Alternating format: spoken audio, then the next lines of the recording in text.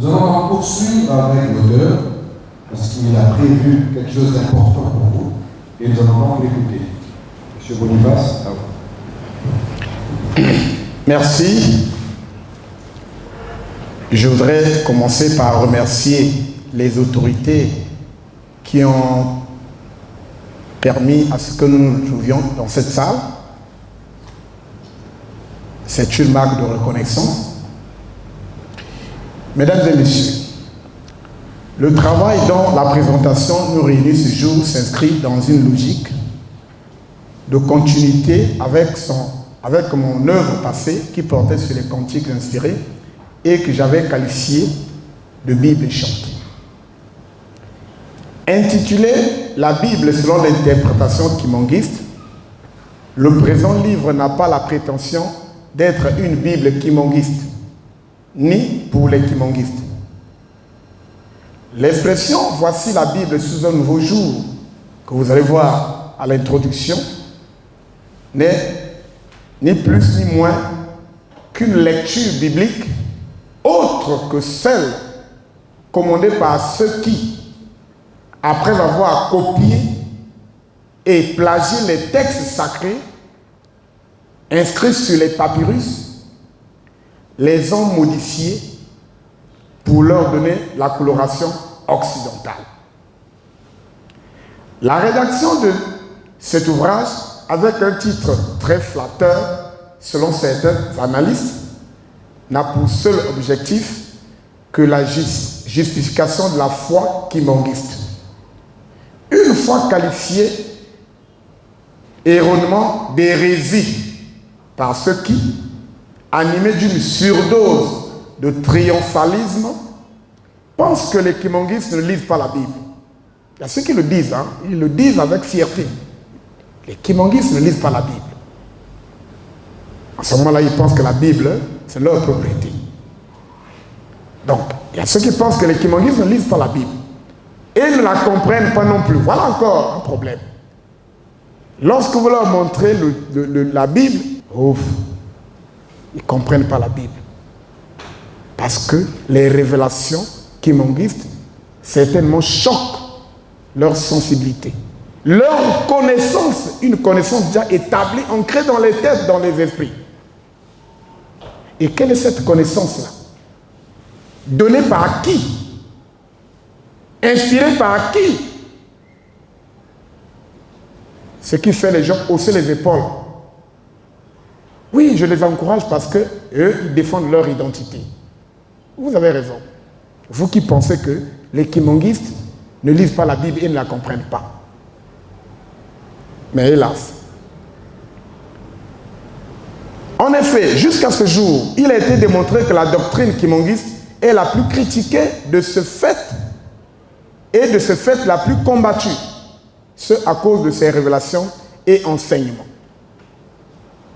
Si du fait de son origine négro-africaine, elle devrait faire face aux attaques des autres chrétiens qui du reste ne valorisent pas du tout ce qui est made in Africa, comme l'atteste sa récente éviction du Conseil écuménique des Églises. Mais l'Église kimonguiste n'est pas en paix dans son propre terroir lorsqu'elle est traitée par les religions et tendances afrocentristes qui l'accusent de son appartenance à la chrétienté. Nous venons de l'écouter par monsieur le critique. Venu au monde dans un territoire sous occupation étrangère, excusez-moi, Simon Kimbangu a vécu toute sa vie dans un climat de menace et d'oppression, jusqu'à quitter la terre des hommes de la manière la plus douloureuse. Et l'Église qu'il a laissée en héritage n'a connu que l'hostilité jusqu'aujourd'hui, depuis sa naissance. Et cette hostilité fait que beaucoup de kimonguistes aient peur d'afficher leur identité. C'est comme ce que Pierre avait fait. Il a beau dire les choses devant le Christ. Mais le jour où on avait arrêté le Christ, comme il y avait une menace là, on pose la question à Pierre. Toi aussi, tu étais avec lui. Pierre a dit non. La peur de présenter son identité. Donc, je disais que lorsque vous regardez cette hostilité, depuis la naissance du kimongisme jusqu'à aujourd'hui, les raisons sont carrément spirituelles. Car depuis que ce monde est placé sous la domination du diable, tout ce qui vient du ciel, donc de Dieu, n'a jamais été aimé. Pour les chrétiens ici, ils sont fiers d'évoquer le cas Jésus. Mais à cette époque-là, les gens ont eu peur de dire que je suis chrétien. Mais aujourd'hui, on se dispute le qualifiant ou l'appellation chrétienne. Moi chrétien, toi pas chrétien. Il n'y a que moi qui suis chrétien. Toi, tu n'es pas chrétien. Mais à cette époque-là, les gens ont eu peur. Parce que, quand il arrive avec ce qui vient du ciel, mais la terre ne peut pas le comprendre. Voilà pourquoi j'ai dit que les raisons sont carrément spirituelles, car depuis que ce monde est placé sous la domination du diable, tout ce qui vient de Dieu n'a jamais été aimé. Pour prouver l'origine céleste de l'église kimongiste, comme je l'ai écrit dans mon premier livre, les cantiques révélés par le Créateur lui-même. Le cantique est une occasion de justifier la présence de Dieu au sein de nous et du dialogue que nous avons avec lui.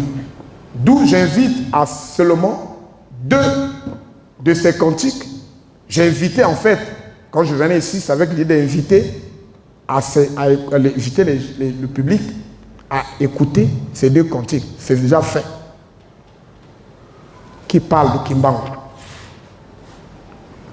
Alors, je voudrais aussi en profiter pour parler d'un cantique qui est évoqué dans le livre, capté depuis les années 90, qui dit ceci: Dieu est descendu sur la terre accompagné de ses anges pour bâtir la dernière église au monde. Le roi, c'est lui-même Dieu et ses croyants sont des anges. Leur mission sur terre, c'est de bâtir la dernière église au monde. Ici, j'insiste sur le concept église. Qu'est-ce que l'église? On en parlera. Et le second, c'est celui qui était capté, celui qu'on vient d'écouter. Kimbangu lui-même parle. Donc c'était depuis le 7 novembre 2021, où il dit que moi-même je suis descendu du ciel avec ma sainte église. Le concept église, nous devons en parler. C'est quoi l'église? Est-ce que l'église, c'est quand on construit un bâtiment, on a un pasteur qui parle français, éloquent en français, et il y a une traduction en lingala, il est en veste comme moi? C'est ça l'église. Parce que, quelque part, il y a la guérison, soi-disant miracle. C'est ça l'église. Qu'est-ce que l'église? Nous sommes au croisement entre la spiritualité et la littérature. La littérature. Moi, tout ce qui est écrit en français m'interpelle. Et quand je lis, je dois interroger, comme l'a fait mon frère qui a défini ce que c'est. Quel intellectuel? C'est quoi l'église? Posons-nous cette question. L'église, c'est quoi? Et quand Kimbangu déclare avoir apporté, il dit ma sainte église. C'est ça le problème. Alors, il s'est donné que ce cantique était divinement capté par maman Julienne Bialonga, je l'ai dit. Voilà pour nous la preuve de la liaison spirituelle avec Dieu et que j'appelle communément, c'est-à-dire vulgairement, la spiritualité kimongiste. Mais lorsque ceux qui nous critiquent parlent de la Bible, il y a lieu de se demander qui comprend réellement la Bible? Et quelle Bible? Moi, je comprends la Bible. Est-ce que c'est écrit dans la Bible? La Bible, la Bible. Vous parlez de quelle Bible? Problème d'identité. Pourtant, sur l'authenticité du livre sacré, en usage dans l'univers chrétien, appelé Bible, ces questions apparaissent apparemment banales, nous invitent à la recherche objective, c'est-à-dire scientifique, sur les origines de ce recueil de documents et témoignages sur Dieu que nombre de gens ignorent non seulement par paresse, mais aussi par aliénation. Voilà encore un mot-clé, l'aliénation. Lorsqu'on est aliéné, on se rend étranger dans son propre pays. On peut prêter la main à l'adversaire sans se rendre compte. Aliénation. On est fier de présenter l'identité de l'autre comme étant la mienne par une simple assimilation. Donc, j'ai dit que nombre de gens ignorent non seulement par paresse, mais aussi par aliénation. Or, attribuer à la Grèce ou à la Rome antique la transcription de la parole de Dieu, c'est une imposture. Nombreux ici, je le dis devant les médias, quand vous leur demandez la Bible, on dit que ça vient d'ailleurs. Quand vous leur demandez la philosophie, on dit que ça vient de la Grèce. Quand vous leur demandez la science, ça vient de là-bas, de l'Occident. Et comme nous ne pouvons accepter que ce qui vient de l'Occident, voilà pourquoi on a pris la Bible. Il y a des gens qui veulent même la mettre dans... C'est-à-dire dormir avec ce livre-là.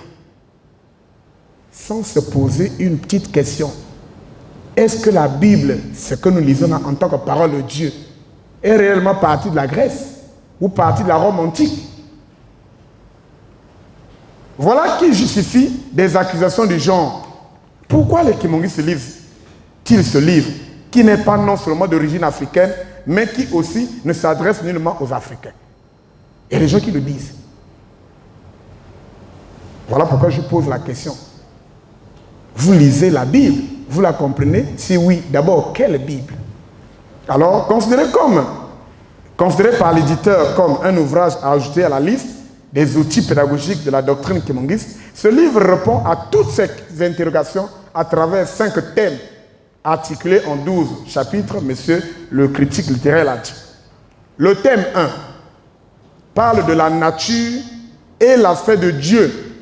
Ça va du chapitre 1 au chapitre 4. Ce thème nous a permis d'étudier et de présenter comment le Dieu créateur du monde se manifeste-t-il à nous les hommes. Comment agit-il? Dans ce cadre, les débats sur la visibilité ou non de Dieu, la divinité de Jésus-Christ et la Trinité divine trouvent facilement leur réponse. C'est-à-dire dans ce premier thème-là. Le thème 2 présente l'identité réelle de Papa Simon Kimbangu. Ça va du chapitre 4 au chapitre 6. Ici, nous avons répondu à la question sur la valeur spirituelle de ce grand homme en disant qu'il est l'incarnation du Saint-Esprit et le paraclet promis par le Christ et de ce fait, le sauveur de l'homme noir et du monde entier. Voilà qui justifie toute l'adoration que lui donnent les kimonguistes. Ce que vous qualifiez d'hérésie. Nous sommes là pour ça. Le thème 3 parle du royaume de Dieu. C'est un concept largement utilisé dans la Bible. Ses éléments et ses caractéristiques et sa localisation. Ça va du chapitre 7 au chapitre 10. À travers ce thème, nous avons donné la dénotation et la connotation du concept énigmatique royaume de Dieu. Et par la suite, nous avons présenté les 5 éléments qui le caractérisent. Ainsi, Nkamba occupe une place de choix dans cette localisation, c'est-à-dire dans la localisation du dit royaume. Le thème 4 parle des rapports entre le kimonguisme et la religion chrétienne. Il occupe un seul chapitre, c'est le chapitre 11. Grand par le nombre d'arguments et de pages qu'il contient, ce thème est la réponse à toutes les questions sur la parenté entre le kimonguisme et la chrétienté. Les chrétiens, rejetant les kimonguistes, ils disent: est-ce que vous êtes les chrétiens? Est-ce que vous lisez la Bible? Ça, c'est les chrétiens. Autour de nous, en Afrique, au Congo, en RDC, il y a des gens qui reconnaissent quand même Kimbangu, mais qui se disent: oh, mais qu'est-ce que vous faites dans le monde chrétien? Est-ce que la Bible nous appartient? Est-ce que Jésus nous appartient? Ce thème, c'est-à-dire, répond à toutes ces interrogations. Et enfin, nous avons dit qu'il y a un thème, le dernier, le thème 5, la genèse du monde et le péché originel. Chapitre 12. Voilà un thème spécial en ce sens qu'il traite des questions spécifiques de la Bible. Les raisons de la création du monde est le vrai sens du péché originel. À propos du premier point, les révélations Kimongis et les données de la science vont ensemble pour reconnaître à l'Afrique son statut de berceau de l'humanité et de langue. S'agissant du second, le recours à Papa Diengena nous a permis de donner le vrai sens de ce qu'a été le péché commis par les premiers hommes que nous appelons Adam et Ève. Et nous disons que ce péché n'est ni plus ni moins que l'initiation à la science maléfique appelée sorcellerie. Au regard de ce qui vient d'être énoncé, si dans la plupart des cas, ce livre est la contribution du kimongisme sur certaines questions théologiques, mais aussi il engage publiquement un débat, il est ouvert dès l'instant, parce qu'il y a d'autres questions qui méritent d'être éclairées. Voilà qui met fin à mon propos. Je me mets alors à votre disposition pour des éventuelles questions. Je vous en remercie.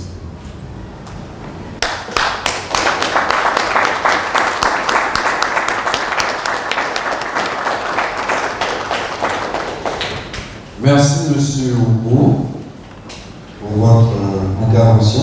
Vous avez dit que ce livre n'a pas la prétention d'être un livre humoriste, ni un livre humoriste, mais un livre ouvert à tout le monde. Vous avez dit que le titre de ce livre n'a pour but que la justification de la foi kimbaniste. Vous avez également parlé de l'origine négro-africaine du kimbanisme et des critiques des croyances afrocentriques contre le kimbanisme. Afin de permettre à l'auditoire de cerner vos propos, il est important de poser le problème des afrocentristes. La chose que les afrocentristes reprochent aux kimbanistes est la suivante. Comment peut-on accéder à l'indépendance spirituelle du mandat de l'Afrique en utilisant la Bible qui n'est autre que l'objet par lequel l'Afrique et l'Africain a été culturellement aliéné? C'est la question des afrocentristes. Et je suis moi-même un afrocentriste, mais ici je joue mon rôle des leaders. Donc nous pouvons être juge et parti pour des raisons d'impartialité. Nous allons donc survoler cette question pour permettre à l'auditoire d'interagir avec l'auteur et sa suite. Voici donc ouvert la séance des questions-réponses. Ayant commencé avec un large regard, nous serons obligés de retenir 5 intervenants afin de pouvoir libérer cette salle qui nous a été accordée pour un certain temps. Donc la séance de questions-réponses est ouverte. Merci. Monsieur Mboncha. Et une feuille, il y en a encore. Oui, il y en a. Oui. Nous en avons prévu. Oui. Benaster. Comment? Benaster. Ça c'est faux. Je lis la Bible selon l'interprétation kimbaniste. Alors la première question.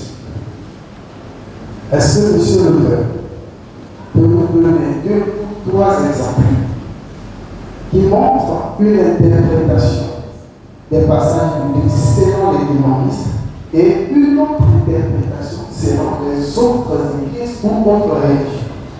2 ou 3 exemples. La deuxième question. J'ai suivi son propos, il a dit ce livre n'est pas une Bible kimbaniste. Ma question, est-ce que les kimbanistes ont-ils la prétention d'écrire une autre Bible ou encore ont-ils la prétention de corriger ou de réécrire la Bible existante? Merci, Jean-Luc.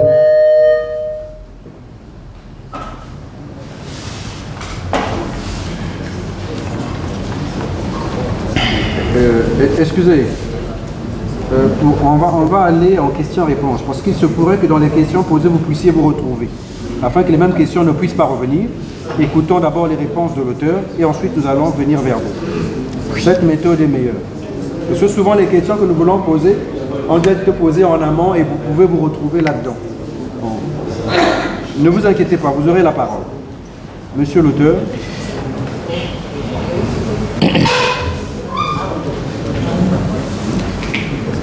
Merci. Je reprends la question de M. Morichard. La première, c'est sur l'interprétation. Comme la Bible, le livre est intitulé « L'interprétation kimongiste de la Bible ». Un exemple ou deux de ce que les kimongistes interprètent un passage différemment des autres. Merci. Je voudrais commencer par dire ceci, que toute traduction est déjà une interprétation. Toute traduction d'un texte, c'est déjà une interprétation. Alors, je vais prendre deux cas. La promesse du Saint-Esprit que nous lisons dans Jean 14, versets 16 à 17.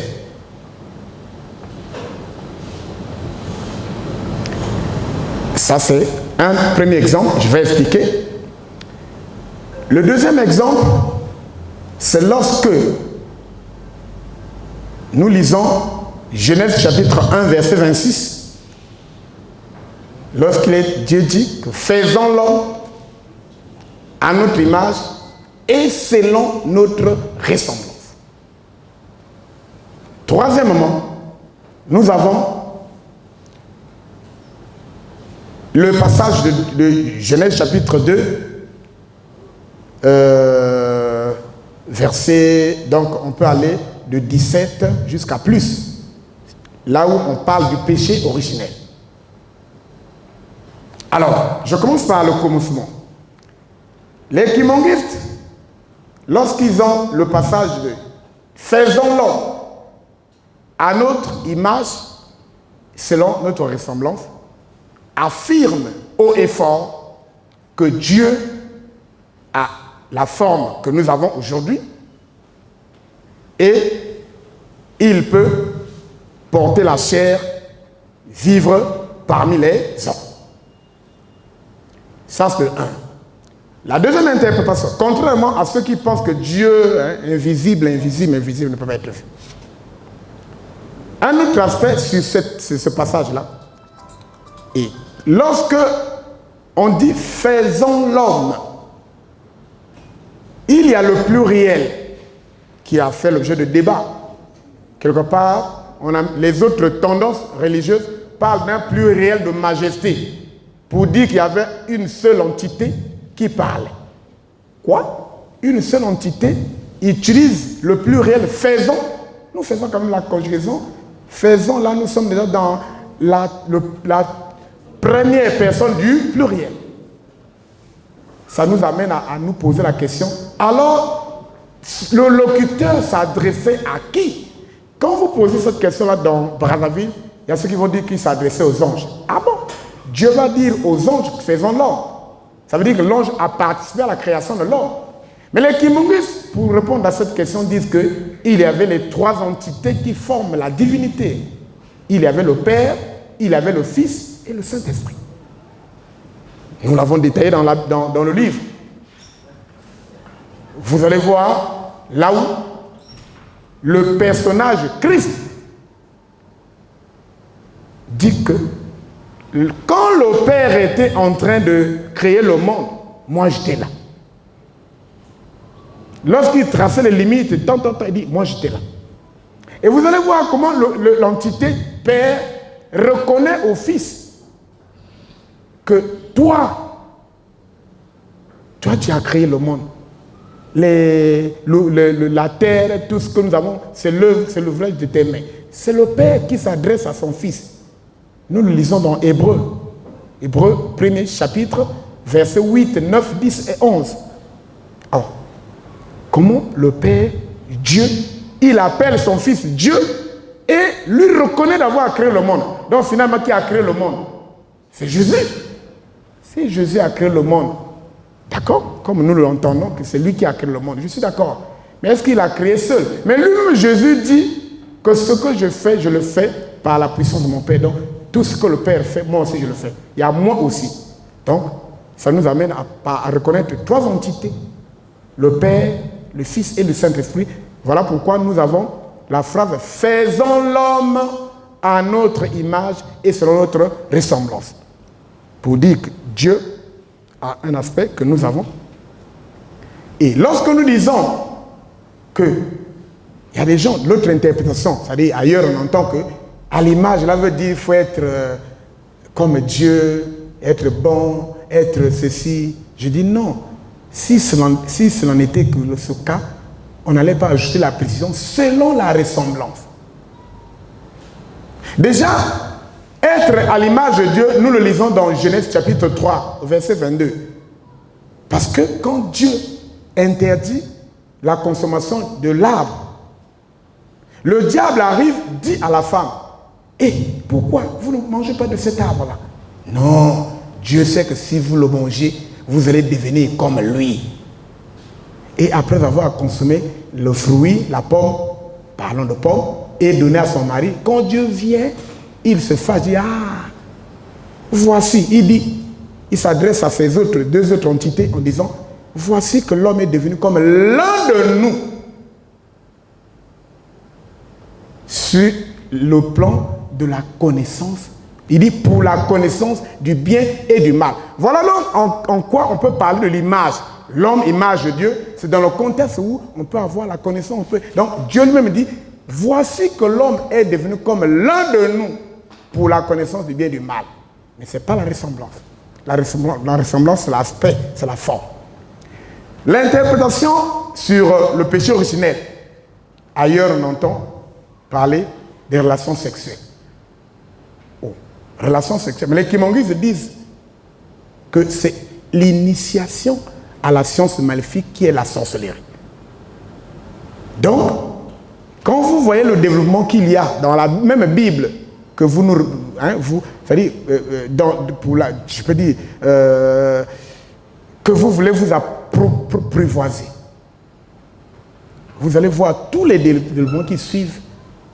On dit que lorsque la femme et son mari ont mangé de ce fruit-là, leurs yeux se sont ouverts. Je posais la question, est-ce que lorsqu'on fait les relations sexuelles, les yeux s'ouvrent? Mais la science nous démontre le contraire. Plus vous vous lancez dans cette vie, vous abutissez. Mais on dit que leur intelligence s'ouvre. Mais comme Dieu a reconnu qu'après avoir mangé le fruit, l'homme est devenu comme l'un d'eux. Donc Dieu était quoi? Dieu faisait l'adultère. Puisque l'homme a commis l'adultère, il devient comme Dieu. Ça veut dire que donc Dieu était un adultère. Voilà qui peut battre en brèche l'argumentation, l'interprétation qui parle de relations sexuelles. Et ceux qui parlent de relations sexuelles symbolisent la partie, le sexe comme étant, il dit, c'est là, le jardin, c'est donc le jardin au milieu, hein, le fruit et l'arbre était au milieu, donc c'est le sexe qui est au milieu du corps. Ah bon? D'accord. Mais la description qui s'ensuit dit ceci, qu'il y avait des fleuves qui arrosaient ce jardin-là. Mais ces fleuves sont identifiables jusqu'aujourd'hui. Il y a un aspect physique et matériel.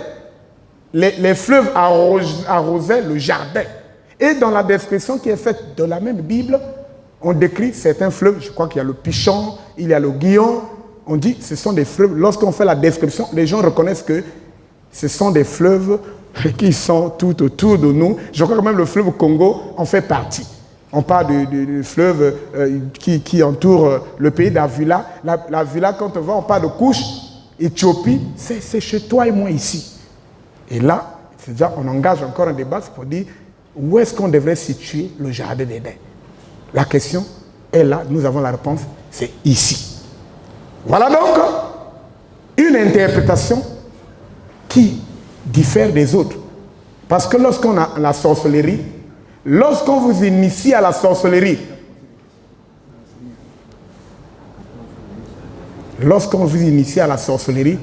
sincèrement, d'après ce que nous entendons, Miseko Fungama. Vrai ou faux?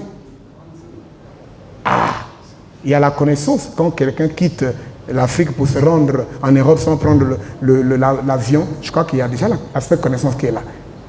Alors, un autre passage, c'est la promesse du paraclet. Bon, les kimongistes parlent d'un paraclet, parlent d'un Saint-Esprit, de l'incarnation du Saint-Esprit. Les autres disent que le Saint-Esprit, c'est un esprit comme ça. Là, il y a deux parties. La promesse, il y a le chapitre, donc le chapitre 14, il y a le verset 16 qu'on escamote. Les gens chutent directement sur le verset 17. Or, la Bible dit, si vous priez, si vous me demandez, je vais aller au Père, auprès du Père, et il vous enverra un autre paraclet. C'est le verset 16. Le verset 17 dit le Saint-Esprit, l'Esprit de vérité. Donc, entre le verset 16 et le verset 17, le verset 16 présente la personne, le verset 17 donne sa fonction. Bon, apparemment, je vais au-delà. Hein. Il faut permettre aux autres de poser des questions. Tout à fait. Je tiens à signaler qu'il y aura un autre événement ici à partir de 14h30. Donc, il va falloir que nous soyons un peu concis dans nos questions pour développer. Merci. Monsieur Bénast, vous avez la parole. Je préfère qu'on change de méthode pour permettre aux autres de se faire voir aussi, qu'ils posent toutes leurs questions et je vais faire un tour d'horizon. Ainsi de suite. Voilà. Vous allez poser des questions de façon collective. Voilà. Et puis après, je fais un tour d'horizon. Merci beaucoup. Voilà, je vais noter. Merci beaucoup. J'avais en principe 3 questions. Et vu que nous sommes pressés par le temps, je vais donc en poser une. Alors, la question que j'ai choisie au hasard, je prends la deuxième. Vous parlez d'une nouvelle interprétation. Parler déjà d'une nouvelle interprétation, ça m'amène à penser à la première interprétation, celle qui est en cours, acceptée par tout le monde dans les églises dites chrétiennes, bien sûr. Alors, quand vous parlez déjà, je suis en pleine cérémonie. Toi, la cérémonie déjà. On pense cela comme étant une rupture avec le christianisme déjà, c'est-à-dire vous voulez vous éloigner déjà du christianisme. Si c'est le cas, dites-nous clairement devant les médias que c'est vraiment une rupture avec le christianisme. Merci. Cette nouvelle interprétation était une forme Merci de rupture. de m'avoir accordé la parole pour poser ma question. Alors, ma question, en fait, je voudrais juste que l'écrivain me fasse court en lisant la quatrième de la couverture de son livre. Il y a quelque chose qui a captivé mon attention, c'est ce qu'il m'indique ici, un enseignement chrétien de type nouveau, le kimanisme. Est-ce que l'écrivain peut nous dire la particularité de cet enseignement? Donc c'est ça ma question. Merci.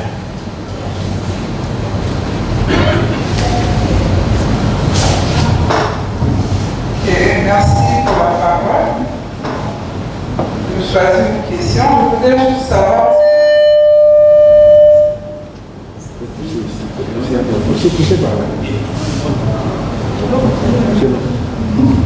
Voilà.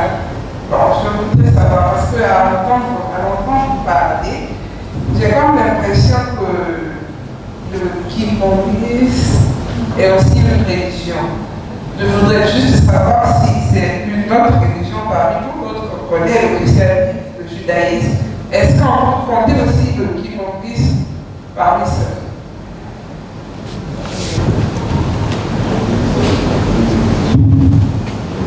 Bien. J'aimerais juste savoir ce que symbolise l'image sur la couverture du livre.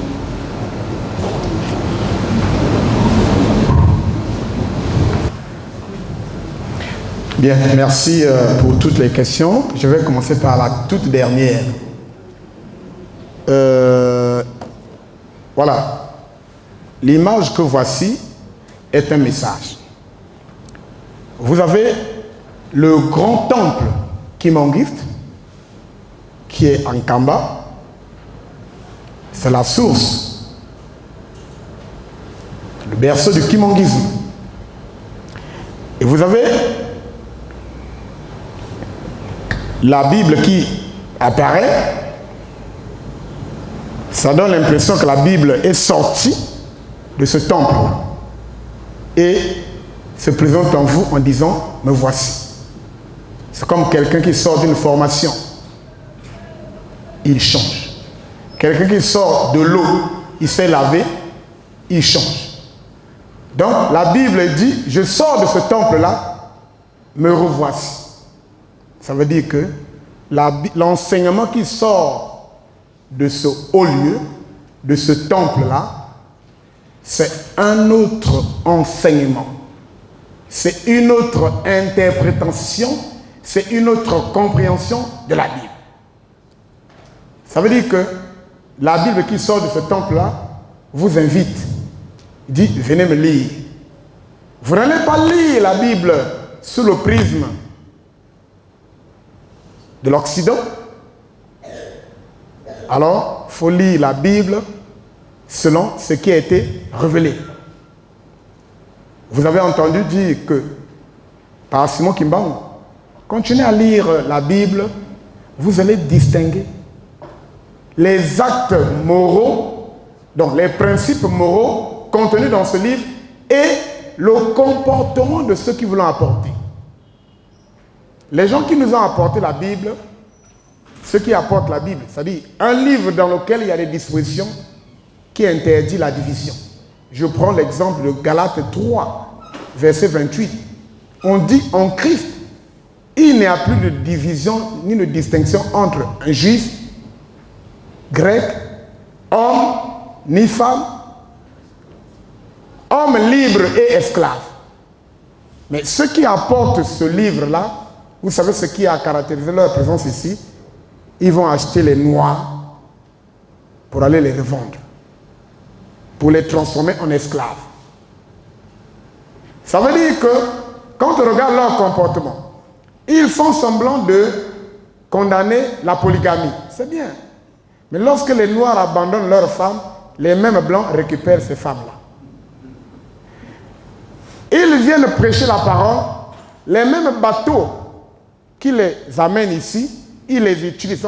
Ils amènent les objets, les choses, mais en retour, ils amènent les Africains pour aller les revendre. Vous voyez déjà là, on dit, les comportements se distinguent avec le principe. Voilà pourquoi Kimbangu a dit qu'il faut que le voleur soit saisi avec l'objet volé. On doit le lui ravir. Ça veut dire que si vous êtes dans l'interprétation occidentale de la Bible, vous êtes un voleur. Parce que vous n'êtes pas en mesure de décrire l'origine de la chose que vous détenez. Parce que chaque chose, quand vous en avez, vous devez avoir la facture, dit que vous l'avez acheté à telle boutique. Vous devez être capable de présenter les caractéristiques. Mais ceux qui sont dans cette interprétation-là, moi je lance un défi. Ils ne sont pas en mesure de nous dire d'où est partie la Bible. Le kimanguisme, une autre religion, je dis oui. Je l'ai dit dans le chapitre 11. J'ai redéfini les concepts. En fait, comme je parlais de l'Église, la religion c'est quoi? Les gens pensent que la religion c'est le nom, religion kimanguiste, religion catholique parce qu'il y a une organisation. Ce n'est pas ça, religion. La religion, quand je regarde l'encyclopédie, on dit le premier à avoir défini ce concept-là, un certain Cicéron. Comme on nous a habitués au latin, on dit du latin, donc la racine, il y a deux racines. Il y a religare, qui signifie relier, et il y a religio, qui signifie rassembler. De ces deux racines-là, une définition se profile, c'est de dire que la religion, en fait, tout simplement, c'est le rassemblement d'un peuple qui est une relation verticale, une relation horizontale, et ce rassemblement-là se met en rapport avec l'être suprême. Nous, les chrétiens, on parle de Dieu. Mon frère, là, il va parler des esprits. Je ne sais pas. Donc, déjà, la nature, donc l'être, les esprits, l'esprit suprême. Donc, lorsque un peuple se réunit et se met en relation. C'est ça ce qu'on appelle religion. Moi, je crois qu'il y a seulement 3 religions. Je cite le judaïsme, parce que là, la Bible nous décrit comment le peuple était en relation avec Dieu lui-même. Nous avons la religion chrétienne. J'évite le christianisme. Je parle de la religion chrétienne qui a pour intermédiaire Christ. Donc, lorsqu'on parle de religion, il y a le ciel et la terre. Au milieu, il y a un intermédiaire. Quand je parle de la religion chrétienne, l'intermédiaire, c'est Christ. Voilà pourquoi l'apôtre Paul, lorsqu'il écrit aux Corinthiens, il dit, pour nous, il y a un seul Dieu. C'est le Père de Jésus-Christ, de qui nous sommes, de qui tout vient. Et il y a un médiateur entre Dieu et les hommes, c'est Jésus-Christ. Il fait une nette distinction. Donc, c'est ça la religion. Et la 3e religion, nous l'avons entendu dans mon exposé ici, j'ai parlé de la 3e église. C'est un terme. C'est le kimongisme. C'est la nouvelle relation entre le peuple et Dieu. Et lorsqu'on parle de religion, il faudrait que le peuple soit un peuple choisi. Le judaïsme nous parle des juifs, des juifs, peuple qui était choisi, qui était en relation avec Dieu. Lorsque nous parlons de la religion chrétienne, effectivement, lorsque Christ constitue son monde, ses apôtres, ses disciples ont créé la première église, les premiers chrétiens, voilà. Mais après, ce qui est arrivé, c'est la politique. La religion chrétienne a pris notre tournure. Les Romains ont récupéré la chose. On change les dogmes à travers les conciles, à travers ceci, à travers cela. Et ce qui arrive chez nous, ça devient de la pacotille. Voilà pourquoi je parle de 3 religions. Non, le kimongisme, c'est bel et bien une religion, d'après ce sens. Nouvelle interprétation, ce qui signifie, non, particularité de l'enseignement, on a dit, c'est un christianisme de type nouveau. Oui. Il y a une rupture. Vous allez voir cette rupture-là à travers la pratique. Quand je parle de rupture, il y a aussi la continuité. Le principe de base, les principes de base restent les mêmes. L'usage de la Bible, la parole de Dieu, la reconnaissance de Dieu. Mais dans la pratique, vous allez voir que lorsque les kimongistes s'appuient sur un passage ou bien sur une partie de la Bible qui interdit la viande, du porc, l'alcool et tout ça, c'est écrit dans la Bible. Les églises d'inspiration romaine, les églises des chrétiens des inspirations romaines mettent un coup de chiffon à tout ça pour dire qu'on peut manger tout, on peut boire tout. Voilà pourquoi vous allez voir que les kimongistes ne prennent pas l'alcool, ils ne mangent pas la viande du porc. Et dans le choix des chefs, dans le kimongisme qui est proche du judaïsme, c'est une transmission, c'est une succession sacerdotale. C'est-à-dire, ça se passe dans la famille. Alors que dans les autres églises, c'est l'élection, c'est la démocratie. Alors, nous avons un cas particulier, le respect des 10 commandements. On a laissé ça aux kimongistes. Les autres disent que c'est la loi de Moïse. Lisez bien la Bible, vous allez voir que ce n'est pas Moïse qui a inventé, mais c'est Dieu qui lui a dicté ça. Nous avons le cas précis de dimanche, 7e jour. Les autres, quand c'est le dimanche, ils sont libres, hein, ils vont au marché, ils font. Mais ils ont laissé ça aux kimongistes. C'est déjà un enseignement nouveau. Alors, je passe à la dernière question. Donc, il y a le code moral aussi, qui demande à ce qu'on soit rigoureux dans le vêtir, dans le manger, dans le boire. Les autres, vous les verrez dans ces églises-là. Non, il suffit de dire Jésus de croire en Jésus, tu es sauvé. Au lati pantalon, tu es encinglé. J'ai vu quelque part dans une église, une femme encinglée, elle est en train de diriger une chorale. Quand elle lève les mains là, imagine la suite. Les pantalons, les jupes courtes. Mais les kimongistes combattent tout ça. Mais c'est en rapport avec la Bible. Il y a aussi un aspect. Les kimongistes, quand ils sont dans le temple, ils prient nu-pieds. Ça fait le jeu de la moquerie. Alors que c'est une pratique que nous reconnaissons dans le monde bantou et dans la Bible. C'est biblique aussi. Alors, Papa Benastev, votre question m'amène à faire un petit tour. Une interprétation, c'est une rupture avec le christianisme. Je dis oui. Déjà, le christianisme est en faux.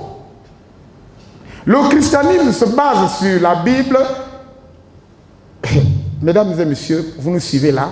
Quand on parle de Bible, les gens pensent que la Bible, comme le livre là, c'est sacré. On dit que c'est sacré. Je dis oui. Mais si on vous dit ce qu'on a fait de ce livre que nous appelons sacré là, voilà pourquoi je posais la question. Vous comprenez la Bible? Quelle Bible? Quand on définit la Bible dans nos petits dictionnaires, on dit du grec.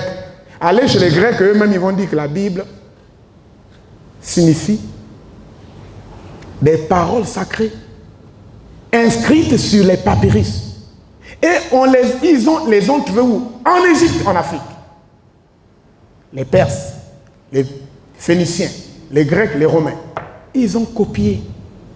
Lorsqu'on copie ces paroles sacrées qu'on appelle en Égypte ancien Medou Neter, c'est-à-dire paroles sacrées, ils prennent, ils traduisent. Après, ils traduisent. Lorsque nous avons, je prends un exemple très simple. Quand nous avons les Bibles, vous ne savez pas qu'il y a deux tendances. Est-ce que vous savez qu'il y a deux tendances là? Il y a la tendance de la Septante qui a donné naissance au christianisme. Cette tendance est née en Égypte, en Alexandrie. Septante veut dire 72. C'est Ptolémée, je crois que c'est sous le règne de Ptolémée II, c'est Alexandre le Grand qui fait venir 72 Juifs qui viennent de Jérusalem. Ils traduisent la Torah. C'est ce que nous appelons l'Ancien Testament. Est-ce que vous savez qu'il y a un débat? Les Juifs ont dit, ce que vous avez traduit là n'est plus sacré. Et de cette traduction est née ce qu'on appelle la Septante. Et cette Septante donne naissance à la Bible chrétienne que nous utilisons aujourd'hui. Elle influence même le Nouveau Testament. La Septante. Les Juifs, eux, ils utilisent les textes massorétiques. Vous allez dire que c'est banal. Mais il y a une grande différence. Déjà dans l'ordre des livres, quand vous lisez la Septante, telle que nous avons ici, vous avez les 5 livres, donc la Torah, la loi, les 5 livres de Moïse accompagnés de quelques autres livres. Après viennent les prophètes. On appelle ça les Névim. Et les autres livres, poèmes, les psaumes, et tout ça, ça s'appelle les Ketuvim. C'est ce que nous avons ici. Dans la version massorétique des Juifs eux-mêmes, l'ordre est celui-là, la loi, les prophètes et les autres livres. Et quand vous avez nos Bibles d'aujourd'hui, l'ordre a changé. C'est une interprétation. La loi, les prophètes, non, la loi, les autres livres et les prophètes. Et on dit que, comme les prophètes ont annoncé la venue de Christ, il faut placer ça là-bas. Il y a déjà un enjeu théologique. Il y a encore un problème. Lequel? L'interprétation. Dans le texte massorétique des Juifs, le psaume 9 et 10 existe. Mais dans la tradition de la Septante, cette discussion existe. Donc, dans l'une de ces deux traditions, on a jumelé. Et le livre de Jérémie n'est pas complet. Et il y a encore un problème. C'est que chez les Juifs, on reconnaît la présence physique de Dieu.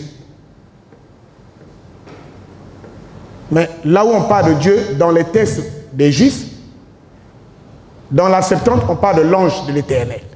Voilà il y a déjà une interprétation, il y a une confusion.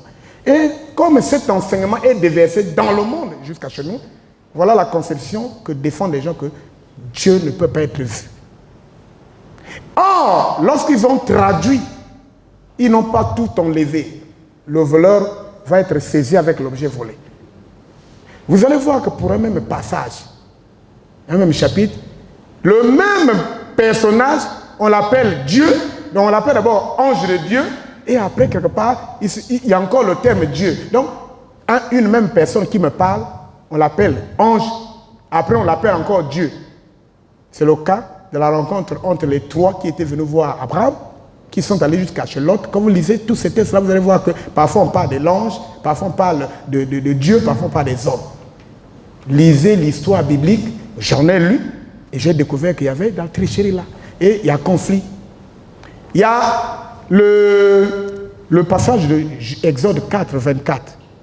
Là-bas, on parle d'un certain, quelque part, dans l'une des versions, dans la version hébraïque, on dit que Dieu chercha à tuer Moïse.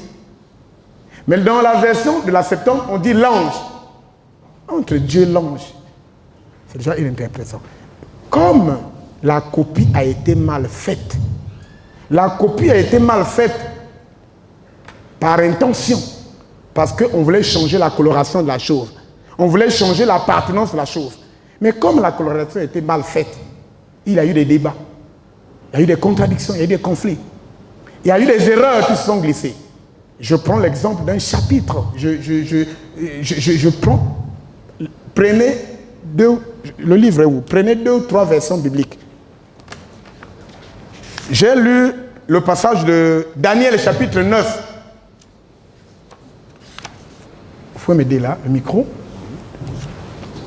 Daniel chapitre 9, verset 26. Là-bas, on parle d'un personnage qui devrait venir. Alors, quand vous prenez, suivez, ce sont nos Bibles. Hein? Voilà pourquoi je pose la question, vous parlez de la Bible. Quelle Bible? Dans Luc II, que nous avons, qui a multiplié sa version partout là dans. C'est déjà une aliénation. Ce que nous avons dans le téléphone. Il dit ceci. Après les 62 semaines, un oint sera retranché et il n'aura pas de successeur. Écoutez bien. Hein? Après les 62 semaines, un oint sera retranché et il n'aura pas de successeur. Vous savez ce qui est dit là? Moi, ce que je retiens, il n'aura pas de successeur. Et comme le oint là est identifié à Jésus-Christ, celui qui est ancré dans cette version-là, lorsque vous allez lui présenter un autre personnage, en dehors de Jésus-Christ, il te brandit la Bible. Et vous lisez, il dit, tu es en faux. C'est pas que c'est écrit. Alors, nous poursuivons la recherche. La Bible King James française, on dit, et après les 62 semaines, le Messie sera retranché et non pas pour lui. Regardez déjà la différence entre il n'aura pas de successeur et là où on dit non pas pour lui, la différence est énorme. Ce sont nos Bibles que nous utilisons aujourd'hui. Alors, je prends la Bible de Jérusalem, il dit, après les 62 semaines, un Messie supprimé et la ville, la sanctuaire détruit, on donne une autre version. Alors, la Bible Tob dit, et après 62 septénaires, un oint sera retranché, mais pas pour lui-même. Monsieur le critique, monsieur l'éditeur, monsieur, vous qui êtes en face de moi, vous qui me suivez à travers les écrans, ce sont nos Bibles, c'est les Bibles que nous lisons. Devant une telle débâcle d'interprétation, Dieu lui-même est où? Nous disons que Jésus-Christ est vivant. Il est où? Pourquoi il ne parle pas? C'est une façon de dire que Dieu est mort. Parce que si Dieu était vivant, on n'allait pas se contenter seulement de ces textes qui existent il y a plus de 2000 ans. Mais comme il y a des contradictions comme ça, on fait comment? Mais nous disons que Dieu existe, que Jésus-Christ existe. Il parle, il nous parle. L'inspiré tout à l'heure a dit que le 7 novembre 2020, il reçoit en visitation spirituelle Kimbangu. Alors que quand vous voyez physiquement Kimbangu est mort le 12 octobre 1951. Mais en 2020, le 7 novembre, le monsieur qui est là en face, il a dit, il communique avec lui. C'est ça, Dieu. Nous communiquons avec le Christ. Bon, j'appelle Christ, hein, excusez-moi le terme. Hein, ce personnage-là, le nom là encore, c'est un problème. Voilà pourquoi, pour répondre à votre question, au regard de tout ça, Dieu lui-même intervient. À travers les cantiques, par exemple, il donne un enseignement de type nouveau. Il donne des révélations. Et comme la chose a été inspirée pour la première fois en Afrique, ça a été copié, corrigé, plagié. Mais je crois que ce n'est qu'aussi en Afrique où on doit corriger. Le texte original est où? Si c'est en Afrique, vous allez trouver la correction en Europe? Impossible. Voilà pourquoi c'est seulement aussi en Afrique que la correction doit venir. Et Dieu, à travers l'envoyé, son envoyé, Kimbangu, il a impulsé un pouvoir spirituel depuis 1821 de capter les cantiques. Et c'est à travers ces cantiques, il y a des messages. Voilà pourquoi j'ai dit, si vous saviez quels étaient les messages pour lesquels vous défilez, vous devrez changer la démarche.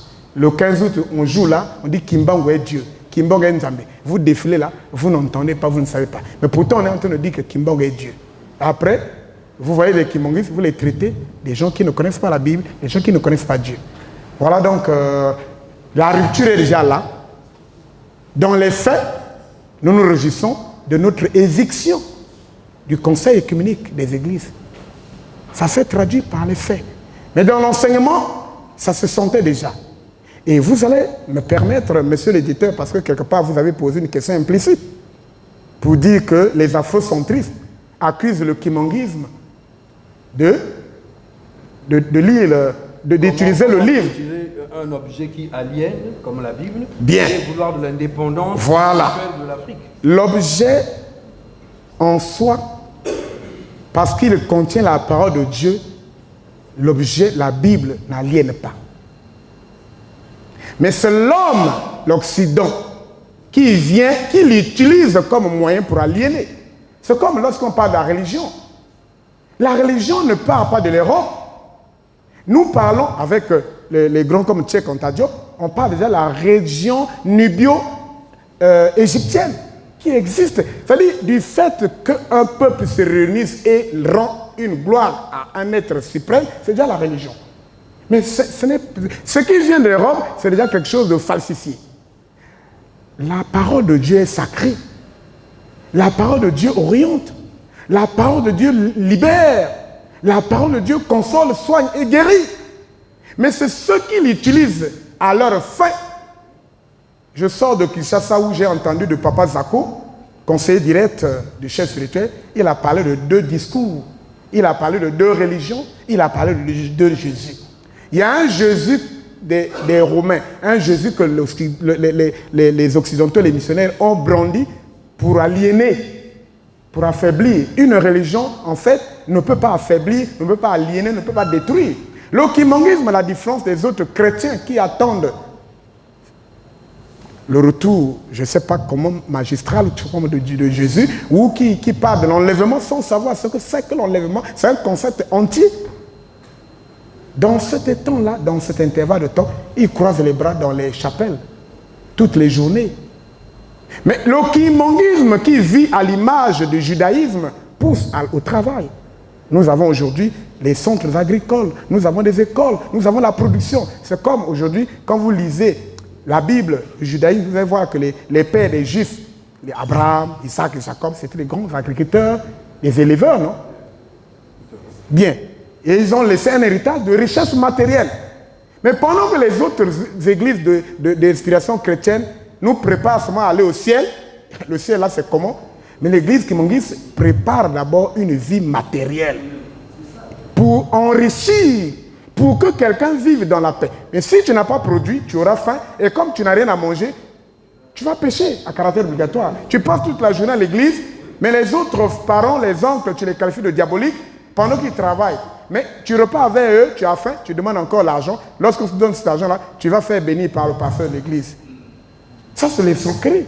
Donc, le kimanguisme, pour le kimanguisme, la Bible, en tant qu'objet, c'est-à-dire un document qui contient la parole de Dieu, n'aliène pas. Mais c'est les gens qui l'ont utilisé pour aliéner. Et quand il dit qu'il faut que le voleur soit saisi avec l'objet volé, lorsque je définis la Bible comme étant les paroles sacrées qui ont été révélées à nos grands-pères ici en Afrique, c'est la nôtre. Pourquoi vous voulez laisser la Bible Et nous corrigeons déjà à partir de l'interprétation. C'est pour dire que, quand Kimbangu dit, il ne s'était pas arrêté là. Il dit, nous aurons notre propre livre. Pour corriger on prend d'abord la chose qui a été mal écrite. C'est pas ça? Hein, monsieur l'éditeur? Si vous voulez corriger mon devoir, si vous voulez corriger mon texte, si vous ne l'avez pas, si vous ne le lisez pas, vous allez le corriger comment? Voilà ce qui justifie la parenté entre le kimongisme et la Bible. Nous la lisons, oui, mais nous découvrons que ici c'est pas ça, c'est pas ça, c'est pas ça. On corrige. Merci.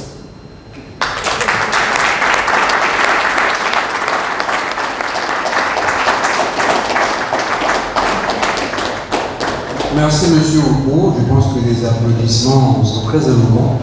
C'est la preuve de la maîtrise de votre sujet. Mais le débat est vaste, hein, on ne va pas revenir là-dessus. Le débat est extrêmement vaste. Vous avez parlé des millénaires qui signifient la parole divine. Sacré. Le mot néther, c'est le mot qu'on utilise pour désigner la divinité dans l'Égypte antique. Oui. Mais il faut comprendre que le Ménou néther a des textes qui n'ont absolument rien à voir avec l'interprétation biblique actuelle, parce qu'il parle de divinité et d'un corps lié à la martre. Bon, c'est un autre débat. Nous allons passer à la dernière partie de notre présentation. Il s'agit justement de la dédicace, c'est la partie la plus importante. C'est pour cette partie que l'auteur vous a appelé. C'est pour l'accompagner, c'est pour le soutenir financièrement en achetant le livre. Mais avant, j'aimerais demander au vieux Ligor s'il n'a pas une dernière chose à nous dire en tant que sage. Je pense que... Merci beaucoup, monsieur l'éditeur. En fait, je suis édifié en quelque sorte. Vous savez, c'est lui qui a construit sa chose. C'est lui qui est dans ce qu'il dit et qui la maîtrise. Je suis en plein exposé du livre. Quand il a défendu ces choses, les mots lui viennent comme de l'eau qui sort d'un robinet. Et c'est ce que j'ai constaté de la bouche de Boniface. Et il était à l'aise dans la défense des différentes thématiques abordées dans son ouvrage. Merci beaucoup. Et je crois que c'est vraiment à applaudir davantage. Et ensuite, j'ai noté aussi un autre fait, c'est savoir accepter ce que l'on est. C'est très important. Et croyez-moi, il y a quelque chose que j'aime refouler, c'est l'hypocrisie. Les gens qui sont parfois deux ou trois dans une seule personne. Vous ne pouvez pas savoir qui réellement il est. Excusez-moi d'être un peu dans l'ironie, mais c'est le mal des écrivains. Il est à la fois climatiste, il est à la fois sanitiste, il est à la fois catholique, il est à la fois... non. Mais j'aimerais quand même que vous fassiez un tour en avant Congo, vous trouverez un livre là-bas intitulé Religion, foi et déviationnisme au Congo. Moi, j'ai ramassé là dedans les églises classiques là. C'est une chose amalgame. On mélange tout. Et ça ne met pas à l'aise le chrétien que sommes le fidèle. Donc, une fois de plus, franchement, mes félicitations, Boniface. Et je vous encourage dans vos recherches. Merci beaucoup. Est-ce que vous pouvez vous présenter? Comment vous appelez? Oui, je suis Madame Divina Kiana. Ok, bon, ce livre, je l'ai depuis. Bon, j'ai pu le parcourir à ma manière. Sinon, pour l'exposer, j'ai pu retenir une préoccupation que j'avais depuis, de savoir si le kimbongisme était une religion. Et là, il vient de me le confirmer. Voilà, et là-dedans, il a abordé beaucoup de questions parmi tant d'autres, que le monsieur Kimbangu est le paraclet que nous attendions depuis. Voilà. Donc ce sont ces deux points qui me préoccupaient, que j'ai eu des réponses là lors de l'exposé de l'auteur monsieur Bonifaso. Vraiment, je suis satisfaite, très satisfaite d'avoir eu des réponses à mes préoccupations, à mes inquiétudes. Voilà, je suis vraiment satisfaite. Merci beaucoup. Je vous en prie. Je suis M. Ndouyama Armand aussi. De cet exposé, j'ai retenu beaucoup de choses. Tel que là où il parle de l'interprétation de la Bible. Parce que la Bible elle est interprétée, mais pas autrement, à tel qu'il vient de l'interpréter. Mais M. Boni, c'est un grand chercheur. Et de tout ce qu'il vient de dire, oui, je confirme certaines choses. Je confirme que c'est vrai ce qu'il vient de dire. Hein, parce que, en ce qui concerne la Bible, il dit que, tel qu'il a dit que non, Kimbangu disait que le voleur serait saisi avec l'objet volé. Et toutes ces histoires, quand il dit ça, ces histoires ne sont pas parties d'autres cieux, c'est en Afrique. Voilà pourquoi nous devons continuer à faire les recherches pour connaître ce que, ça dit l'envahisseur, nous a volé, nous a tout fait pour que nous-mêmes nous puissions comprendre. L'histoire est ici, l'histoire de ces choses c'est ici, c'est chez nous ici. Et pour tout ce qu'il a dit, c'est vrai. C'est vrai maintenant, il reste à cadrer pour que ceux qui ne comprennent pas, et organiser des conférences. Mais ce n'est pas facile. Parce que ce que les Occidentaux nous ont menés ici, c'est ancré. Personne ne peut plus comprendre. Mais ils ne critiquent pas la Bible. Ils ne critiquent pas la Bible telle que les gens pensent. Donc tous ces aspects, tout ce qu'il a décrit, bon, c'est des choses où on discute depuis longtemps. Moi, je considère que c'est vrai.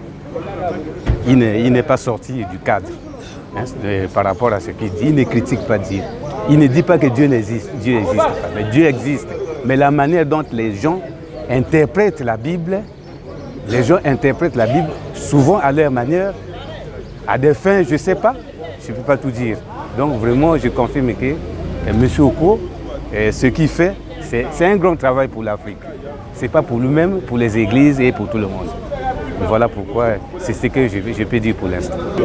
Bon, moi qui parle, je ne suis pas aussi kimbanguiste. Suivez bien, je ne suis pas kimbanguiste. Je suis la télé de votre chaîne là tous les jours. Et en suivant, je commence à comprendre quelque chose. C'est ce qui m'attire souvent. Et de discuter avec les autres. Il y a un seul Dieu, mais diverses religions, mais nous savons qu'il y a un seul Dieu. Nous devons discuter pour comprendre quelque chose. Et il y a des choses où je ne comprenais pas par rapport au sujet de l'interprétation. Je commence à comprendre quelque chose. Que non, hier on nous a trompés. Concernant l'interprétation, chacun pouvait interpréter à sa manière. Donc vraiment j'apprécie et qu'on puisse aller plus haut, plus loin, ça c'est encore rien. Hein?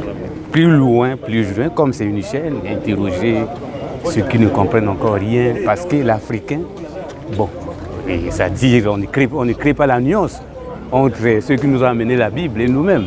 Mais la Bible, telle qu'elle... Donc c'est bon. Donc je vous remercie beaucoup. Je m'appelle Okanankou André Emmanuel, représentant les gars deuxième suppléant. Alors, de l'église Kimbangis, bien sûr. Vous avez assisté à l'exposé du livre de Papa Boni. Qu'avez-vous retenu de tout ça? Bon, je préfère m'exprimer en lingala pour faire comprendre les vieilles mamans qui sont là-bas. Parce que nous sommes toujours aliénés. Hein. La culture occidentale nous a aliénés. Bon, franchement, ça veut dire que Moussalo et moi, Nassali, ils allaient vrai kitoko. Ce qui va traduire Yango na lingala, tout va yoka, et ça va bien. Makambo e bimikuna, bato ba yebe Kimbangis mete, babane ko yeba, ande Kimbangis ils allaient nzela ya solo. Donc troisième personne dans la Sainte Trinité, ils allaient simer Kimbangu. Bible yaki, bien beau, comme Iboka Lobi. Makambo mingi nakate kuna ils allaient un peu mabé. Basalaki yango pour que bango bazwa moyen ya ko exploiter muyindo. Ya kozwa muyindo azala docile apesa économie na ye apesa manso ya ye na bango oyebi oyo balobaki te commerce triangulaire bango mpona koya convaincre banoir baexploiter bango il fallait amener la Bible et une Bible falsifiée. Donc il fallait que baloba makambo oyo ya malamu nzambe alingi ba pauvreté nzambe alingi bona pour que Mouyina azwa bomengo na ye allez apesa na ye. Cependant lui-même il est riche mais il veut pas que Moyindo azala pe riche lokola ye. Zamabe. Maintenant Papa Sylvain Kimbangu est venu éclater la vérité. koloba te non ezali bongo te nzambe azali mpona koexploite bato te il faut sala olia ovanda na santé ya kitoko soki okufi mpe okei pa ya nzambe ozwi nani oyo et encore likambo oyo ya les 10 commandements soki moto atosi ba 10 commandements te il se dit par exemple chrétien hein, le vocable c'est celui-là chrétien mais azali na kati mibeko te moyibi na ye etumba na ye basi ya bato na ye Nzambe, Jésus-Christ est venu pour sauver les... Hein, il s'est sacrifié pour nous sauver. Mais on sauve quelqu'un qui est juste. Vous pensez que l'homme est à côté de Boloko. Hein? Dans les camps. Bon, à Sali, à purger, tant qu'on a eu abîmé. Est-ce que il y a ce qu'il y a à commettre encore? Bakotia est Boloko. Bakotia est Boloko. Pourquoi? Parce que il ne fait que répéter ce qui est réprimandé. Donc voilà, moi, à Sali Loka qui toko penza, ou édifié biso. Mais je condamne, je condamne, Bakimbangis, Boyo, Bazam, Kola, le Cambo, Tala, Bayite. Ils sont à compter au bout des doigts. C'est pas bon. Nakoboa que la Bangombela ya boy. Parce que très souvent, vous allez confronter dans la question, il y a des embarrassantes. Ceux qui, au Yébité, au dévier, oh non, nous on croit, mais la question qui est posée, tu n'arrives pas à te défendre. Il faut que nous défendions notre doctrine, hein, qu'on soit à mesure, il y a que défendre la doctrine Kimbangis. Mon canard il faut que Basomba Yango, quand même, Batanga, la quinquessence, il y a les cams. Donc, je crois que c'est ça. Prochainement, Bissoto Zalamig, Banabazo Salamoussala, et Papa Sugembaga Lobaki Boy. Bon, côté à l'école. Parce que mon kilo, il bien beaucoup dirigé Yango. Bon, dans une phrase qui a fait que le blanc le condamne. Quelle phrase? Yo, le noir deviendra blanc et le blanc deviendra noir. Alors, il y a un nègre blanc et puis un noir. Alors que c'est une phrase philosophique. Il fallait découvrir que noir que Dieu a place, il y a Riboso et à diriger mon kilinaye, mon délai que zonga. Donc c'est ça, papa. Merci beaucoup. Révérend Mban Frédelin, représentant légal des jeunes suppliants. Dans ce pays, c'est pour témoin de ça, Moussala Kitoko, il y a que défendre la doctrine de Bisso, il y a que défendre l'église de Bisso. Dans Bisso, le Bakabisso, tu as un alphabet biblique, mais il faut battre la bisika boy et puis battre coma. Bisika boy, on peut ça mutuma kanisi ya kosala Moussala Kitoko, puis à présenter la mission à Ninga. Et battre coma pour que l'église eye banapi batwaye que biso to yebi Bible et là ka bango kuna te mais biso to yebi Bible to yebi pe ko interpréter yango fidèlement. Merci.